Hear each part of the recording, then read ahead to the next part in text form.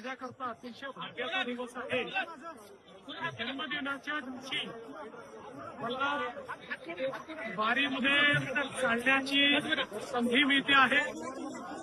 या ठिकाणी जगद्गुरू तुकाराम महाराज आणि ज्ञानेश्वर माऊली या दोघांचंही दर्शन, त्यांच्या पादुकांचं दर्शन हे घेण्याची संधी मिळणं हा अतिशय भाग्याचा योग आहे.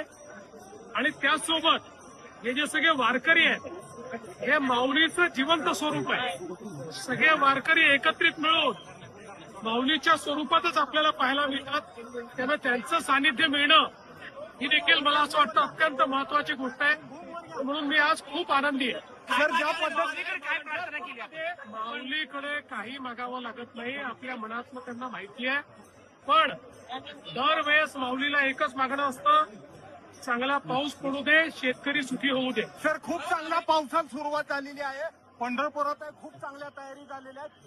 विक्रमी वारी भरण्याची शक्यता आहे. 30 ते 35 लाख वारकरी येतील. ते मला आता पालकमंत्री गोरे साहेबांनी आणि जिल्हाधिकाऱ्यांनी पूर्ण माहिती दिली. आणि यावेळेस एआयच्या माध्यमातून आपण एकूण किती वारकरी याचा अंदाज घेतो. आणि असं लक्षात येत आहे की विक्रमी अशा प्रकारची वारी आहे. खूप मोठ्या प्रमाणात वारकरी सगळीकडनं इथे आलेले आहेत आणि जुने सगळे रेकॉर्ड संख्येचे यावेळेस तोडण्यात येत आहेत. सर, यावेळेस स्वच्छतेचे रेकॉर्ड तोडलेले आहेत. वाळवंटामध्ये पाऊस येऊ शकत नव्हतं, त्या ठिकाणी आता वारकरी जेवण करतात. एवढी स्वच्छता वाळवंटामध्ये आहे.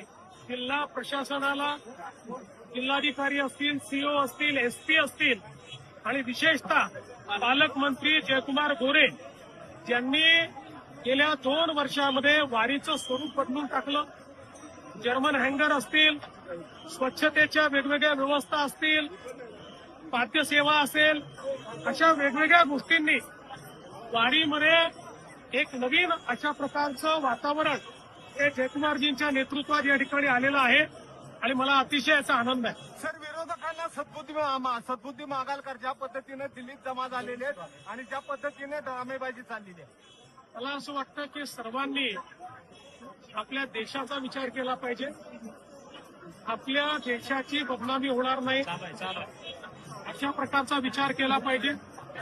आणि विशेषतः मी पहिल्या दिवशीपासून आमचं सगळ्यांचं मत आहे की विद्यार्थ्यांच्या ज्या आशा आकांक्षा अपेक्षा असतील त्या पूर्ण करणं हे सरकारचं कर्तव्य आहे.